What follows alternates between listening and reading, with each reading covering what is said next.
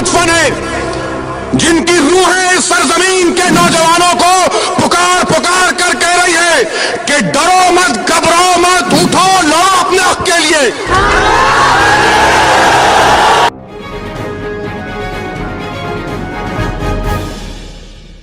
मैं तुमको एक तल्ख पैगाम देना चाहता हूं ताकि जब तुम यहां से उठकर जाओ तो तुम्हारे दिलो दिमाग में एक तूफान मचलता रहे। और वो यह है पैगाम कि इन 8,113 बच्चों में से 25% बच्चे ऐसे हैं जो गरीबी की वजह से उनके पास कोई वकील नहीं है, गरीबी की वजह से कोई उनके पास वकील नहीं है, सड़ रहे हैं जेलों में। आज एक संजय दत्त के लिए पूरी फिल्म इंडस्ट्री बाजा बजा रही। मैं हमारे प्रेस काउंसिल के चेयरमैन को खत लिखा और कहा कि मोहतरम, अच्छा किया आपने, मगर हम 8,111 जेलों में, जरा इनका भी तो इंतजाम करिए, कोई हमारी भी तकलीफ को सुने। अरे नहीं महसूस कर सकते तो कम से कम वो जो आंखें अल्लाह ने दी, तुम तो देखो हमारी आंखों में कि आंसू है, आंसू बह रहे।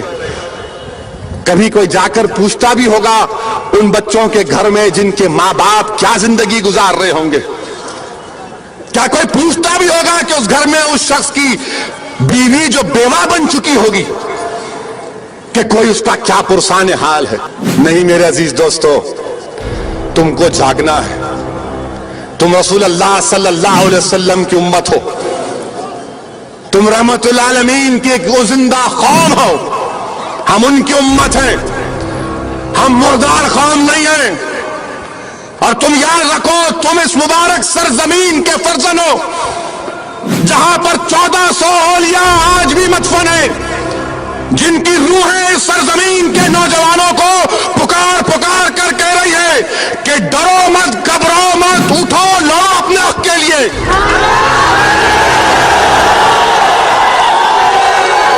अगर तुम जिंदा कौम की मिसाल देना चाहते हो तो फिर तुमको जिंदा होने का सबूत देना पड़ेगा।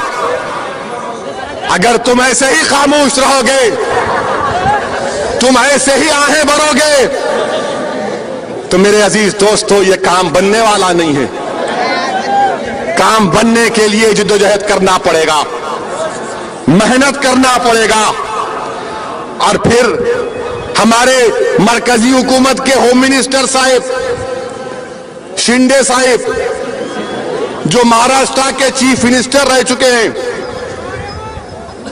वो दलित हैं, मैं उनकी इज्जत करता हूं। मैं जाके उनको मुबारकबाद दिया जब उन्होंने, शिंदे साहब ने बयान दिया था इन दहशतगर्दों के बारे में। शिंदे साहब ने जो जयपुर में बयान दिया था, मैं उनको जाकर बोला कि साहब मैं सलाम करता हूं आपको कि हेमंत करकरे के बाद अगर किसी ने बहादुरी का काम किया तो थोड़ा बहुत आपने किया। और मैं तो यही चाहता हूं कि महाराष्ट्र के हर पुलिस वाला हेमंत करकरे की तरह, विजय सलस्कर की तरह हक परस्त रहे, इंसाफ करे। यकीन मानो पूरा खात्मा हो जाएगा नाइंसाफी का। मैं इस अजीम जलसे से हेमंत करकरे की बेवा को सलाम करता हूं। मैं इस अजीम जलसे से उस कांस्टेबल को सलाम करता हूं, उसके खानदान को, जिसने उस जालिम अजमल कसब को अपना जिंदा पकड़ा। मैं उसके खानदान को सलाम करता हूं। तो शिंदे साहब ने बयान दिया कि फास्ट ट्रैक कोर्ट बना दो, पूरे मुल्क में फास्ट ट्रैक कोर्ट बनाओ। शिंदे साहब फिर चॉकलेट दे रहे हमको आप। अरे कितने चॉकलेट खिलाएंगे आप हमको? हमारा पेट आपकी चॉकलेट की फैक्ट्री बन गया। अब मत दिखलाओ चॉकलेट। क्या कहा शिंदे साहब ने कि फास्ट ट्रैक कोर्ट बना के जिन बच्चों पर दहशतगर्दी का मुकदमा आयद हुआ, क्या महाराष्ट्र की हुकूमत सुनेंगी? क्या पृथ्वीराज चौहान, आर पटेल सुनेंगे? अरे दोनों बैठ के बात नहीं कर ले तो कोर्ट बनाते। कोर्ट बनाओ बोल दिया।